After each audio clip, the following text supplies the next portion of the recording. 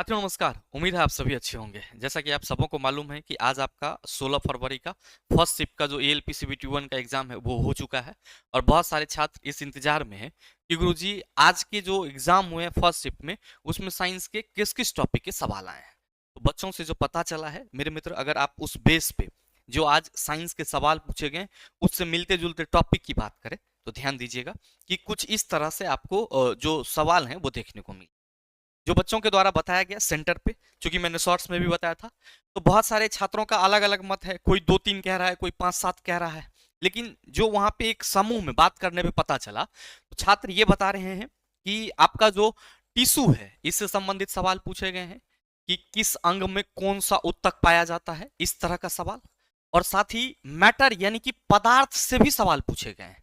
पदार्थ से किससे सवाल पूछे गए हैं? तो पदार्थ के कण के बारे में सवाल पूछे गए हैं। तो अगर आप सभी का आगे के शिफ्ट में एग्जाम है तो पदार्थ के कणों की प्रकृति क्या होती है, पदार्थ के कणों का कैरेक्टरिस्टिक्स क्या होता है, एक बार जरूर देख लेना एनसीईआरटी में।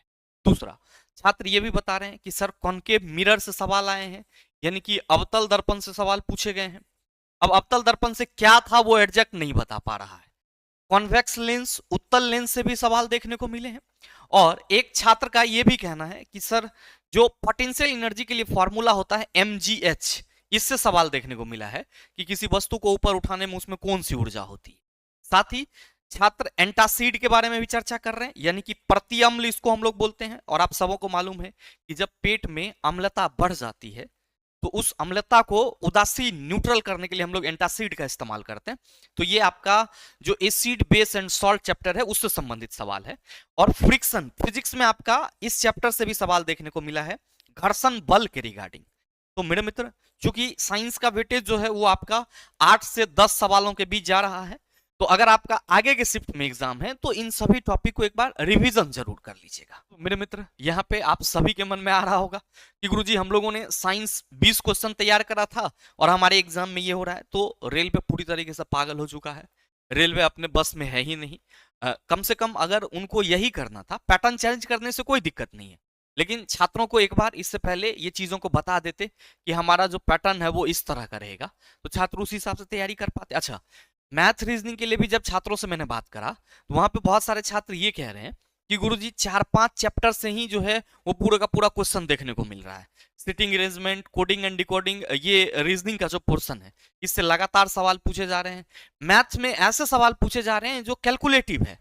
तो कहीं ना कहीं ये छात्र हित के लिए फेयर एग्जाम नहीं हो सकता है, क्योंकि आप सबों को मालूम है कि अगर सर जो आपको 60 मिनट का समय मिलता है और उस 60 मिनट में अगर 60 सवाल एग्जामिनर को भी दे दिए जाए सर मैथ और रीजनिंग के, तो करना बहुत मुश्किल हो जाएगा।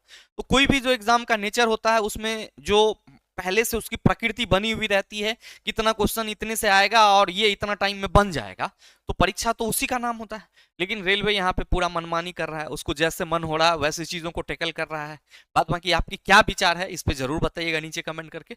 मिलते हैं फिर अगले वीडियो सेशन में, तब तक के लिए best of luck. Thank you, have a nice day.